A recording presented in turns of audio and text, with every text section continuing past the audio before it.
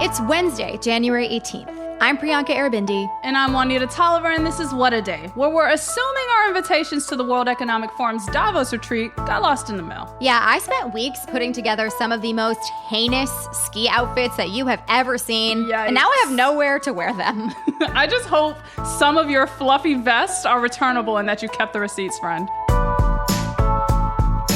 On today's show, Tesla shareholders are taking Elon Musk to court over a 4-year-old tweet. Plus, some urgent news for fans of Dolly Parton and baked goods. But first, the U.S. is on track to hit the debt ceiling, aka the limit on how much money the federal government can borrow, by tomorrow. So late last week, Treasury Secretary Janet Yellen warned Congress that this was likely and said that after this Thursday, the Treasury would take, quote, extraordinary measures to make good on the country's financial obligations, but only for the next few months. Translation, we've got some hard times ahead, y'all. But before we get into this, can you break down the basics? What is the debt ceiling and how has Congress dealt with it in the past? Totally. So the debt ceiling or the debt limit is the maximum amount of money that the federal government can borrow to fulfill its existing financial obligations. Think Social Security, Medicare, defense spending, the salaries of everybody who works for the government, all of those kinds of things. This is money the government has already spent, so it's not anything new. And just so we're all on the same page, the U.S. borrows tons and tons of money, trillions of dollars, just to continue to function. So when we get into these kinds of situations, Congress pretty much always raises the debt ceiling to avoid default, which is what it's called when someone fails to make the required interest payments or repayments on a debt. So if the U.S. ever did this and defaulted, it would be extremely difficult to get more money to keep the government running. I mean, nobody's out there trying to lend money to someone who's not paying them back. So the U.S. would become known as unreliable. And if it was able to still borrow at all, the interest rates on that money would be crazy high, and those rates would certainly get passed along to consumers. And of course, the stock market would tank. All of this would be very, very bad. And on top of all of that, because of how big of a player the U.S. is in the global economy, if we default, it would shake the financial stability of the entire rest of the world. So some economists have described this possibility as, quote, financial Armageddon, and they are very much not wrong. No exaggeration there. And it feels like the GOP is trying to take us to an uncharted territory because this has never happened before, right? Right. So the U.S. has never actually defaulted on its debt, but we have come dangerously close to hitting our debt ceiling several times before. This is actually the second time it's happened in the past 2 years. So usually when this happens, Congress just raises the debt ceiling. It's kind of one of those things that makes you think money isn't entirely real, but the consequences of reaching the limit are very real. So back in 2011, congressional Republicans squared off with then President Obama about whether or not they would raise the limit.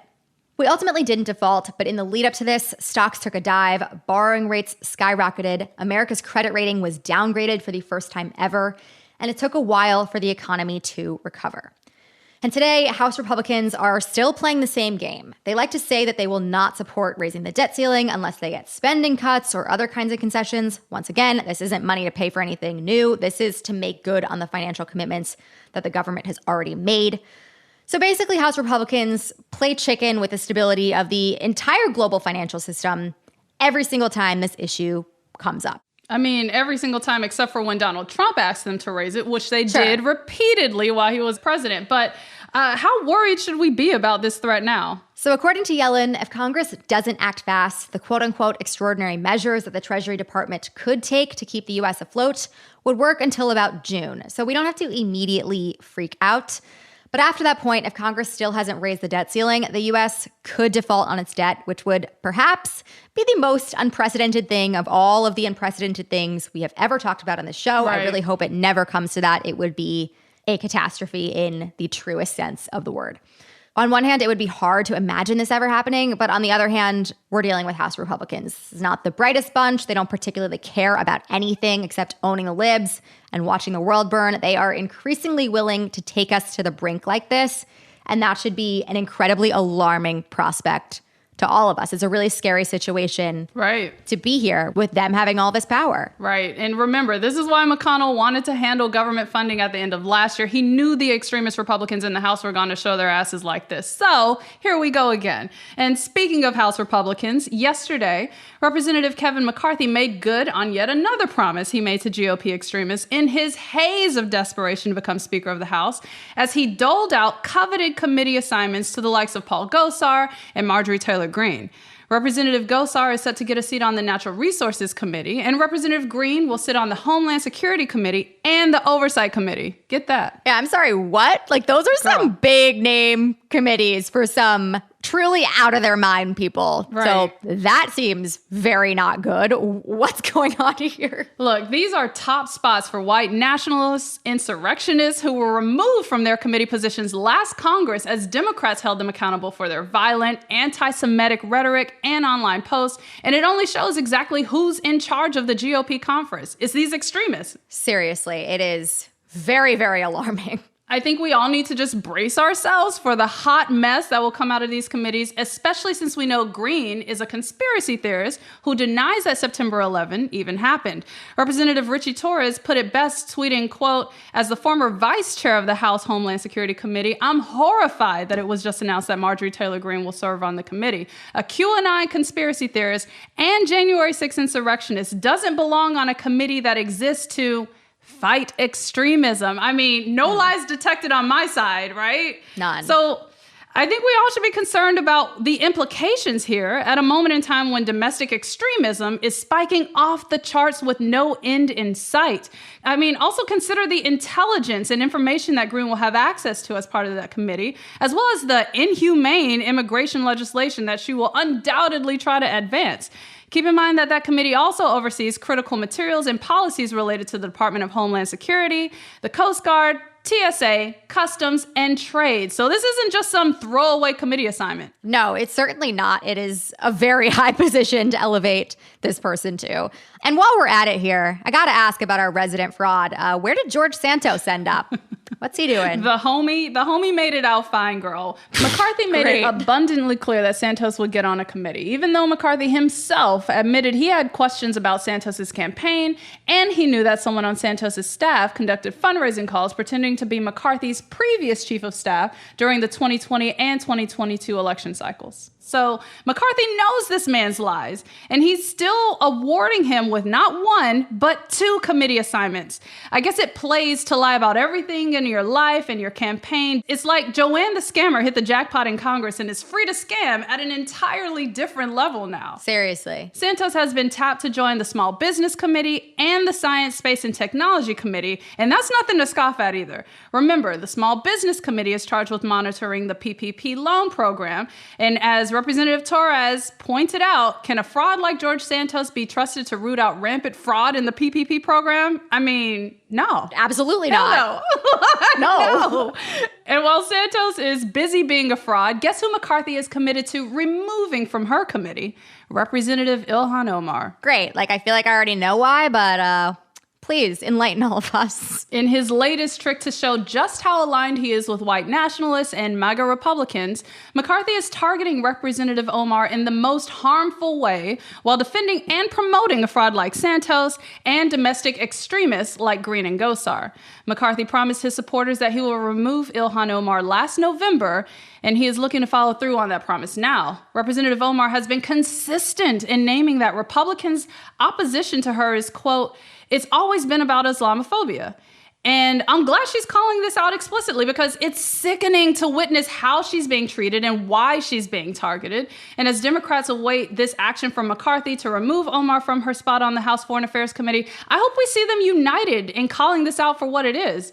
We'll definitely keep following the story as it unfolds, but that's the latest for now.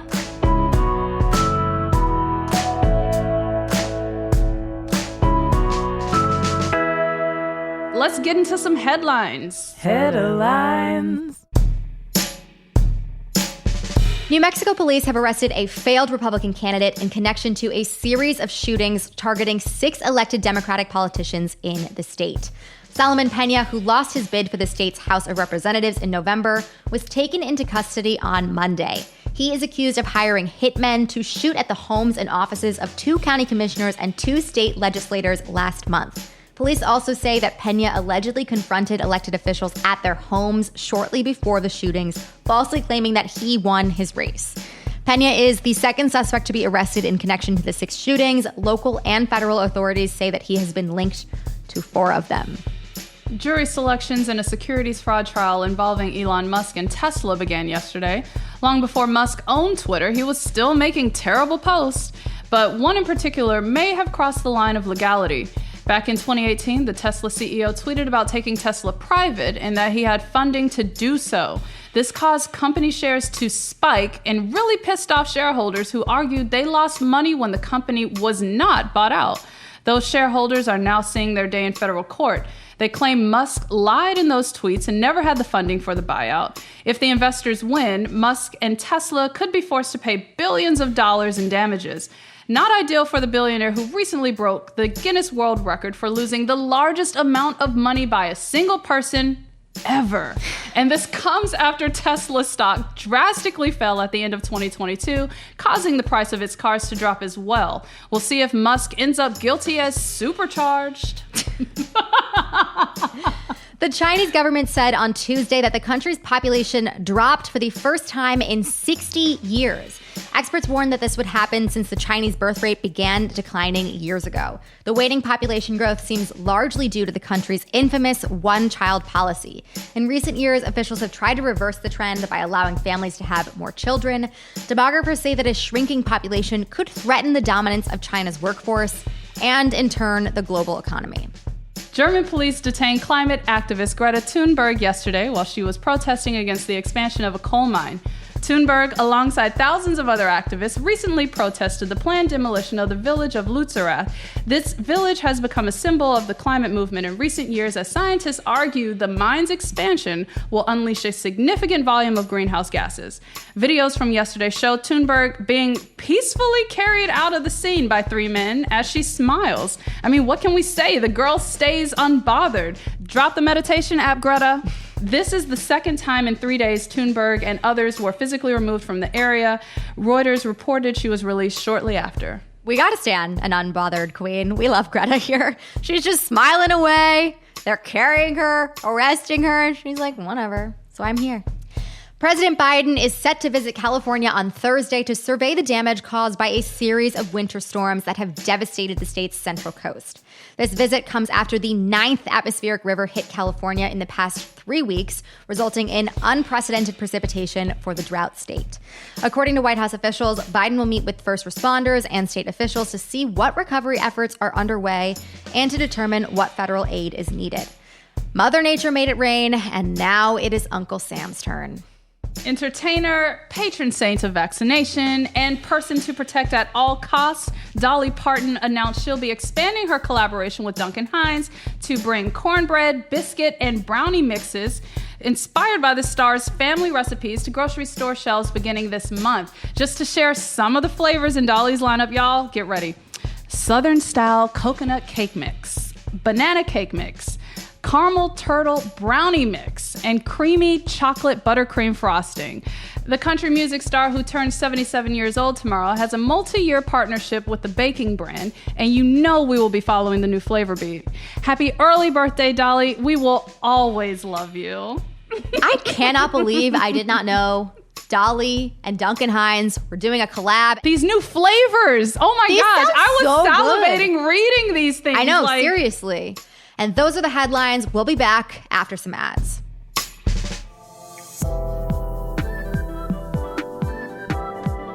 What a Day is brought to you by Manukora. Did you know that the best tasting honey on the planet comes from New Zealand? That's where bees feed on the highly active nectar of the Manuka chi tree to produce honey that's unlike anything we've ever tasted before. Manukora has spent years mastering the creamy texture of this honey through ethical beekeeping practices that keep it 100% raw. I love this honey. This is so good. I've had it for a few weeks now. It is life-changing. I have some every single day just because it's yummy. Like, I add it to stuff, but I have it plain too, just because it's delicious. I had it plain from the tube, and it's such a creamy, smooth texture. I really love that. I love it. It's totally different than anything I've ever tried before, but so much better. Right. And there is a reason that they call it honey with superpowers. Each batch is packed with unique antioxidants and prebiotics, as well as nutrients to support optimal immune and digestive health. Manicora's Super Honey is available in a range of easy-to-use formats, including squeeze bottles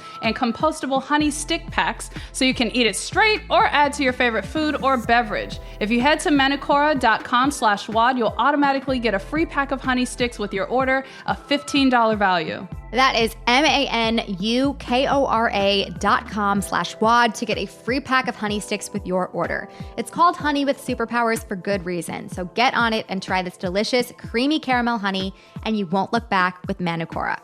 What a Day is brought to you by bookshop.org. We've all been there, that feeling of existential dread when you're about to hit the checkout button for a book that's been sitting in your online cart, only to wonder if your money will end up funding a billionaire's mission to space, or maybe just another jet ski for his mega yacht.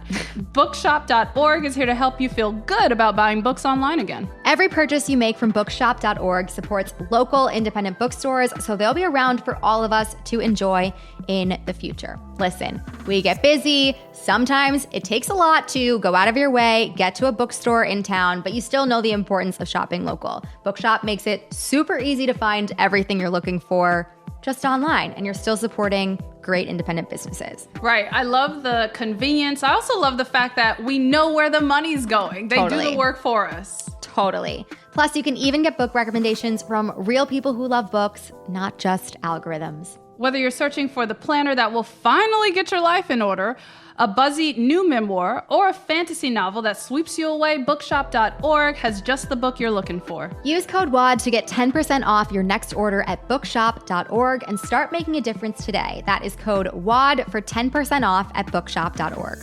This episode of What a Day is brought to you by Cariuma, the sustainable sneakers worn by skaters and surfers. They're reimagining classic sneakers with you and the planet in mind. And Cariuma's got you covered to keep you warm and comfortable this winter with their Katuri and Oka thermal lines. They are winter boots disguised as high tops made with 100% vegan and recycled materials.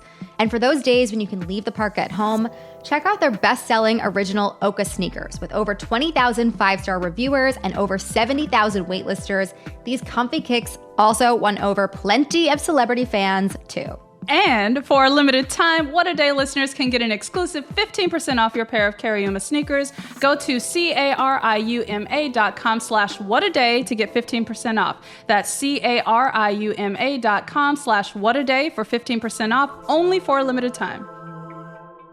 It is Wednesday, WAD Squad, and today we are doing a segment called Bad Sound. Oh, God. Take a listen to today's clip.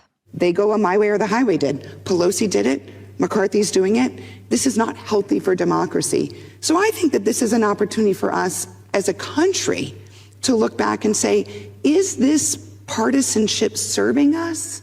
I would posit to you that it's not. And so while some would say that there were reluctant folks working in Congress in the last 2 years, I would actually say that that was the basis for the productivity for some incredible achievements that made a difference for the American people in the last 2 years. And we still don't agree on getting rid of the filibuster. That's correct.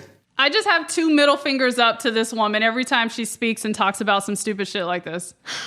Yeah, girl boss, you missed the mark on that. Not girl boss. Yeah, she definitely caught the girl boss there. Also, we missed the audio in there in that clip. She and Joe Manchin high five about the filibuster. You don't hear the palm smacking, but they do it. That's highly offensive to anybody who has wanted progress for however many years that we've been sitting here. Anyways, that was, of course, Kyrsten Sinema speaking on a panel next to Joe Manchin at the World Economic Forum's annual Davos gathering, the elite week-long event where world leaders and international billionaires gather in Switzerland to rub elbows and wear questionable outfits. Juanita, what are your thoughts on this clip? In addition to the middle fingers, Priyanka, literally two white Americans high-fiving over the fact that they use the filibuster to block voting rights legislation. Because that's something to brag about with the billionaires of the world, apparently. Yeah. That's what they're doing. It's disgusting. They're disgusting. Never liked them. Probably never will. 2024 is going to be a rough year for both of them, so we'll just see how this pans out. True. And that was Bad Sound.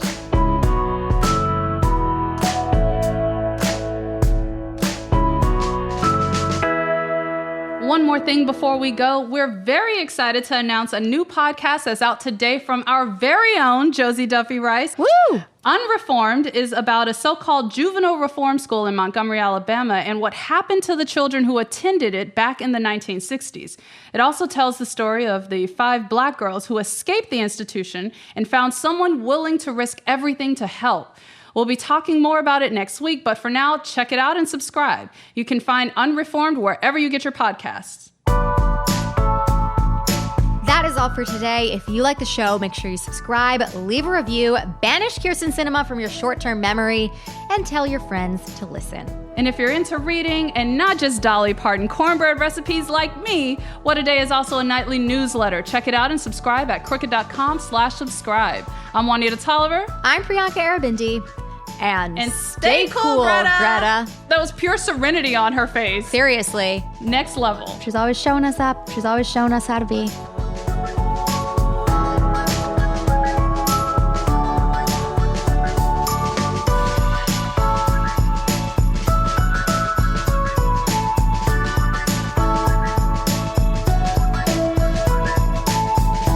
What a Day is a production of Crooked Media. It's recorded and mixed by Bill Lance.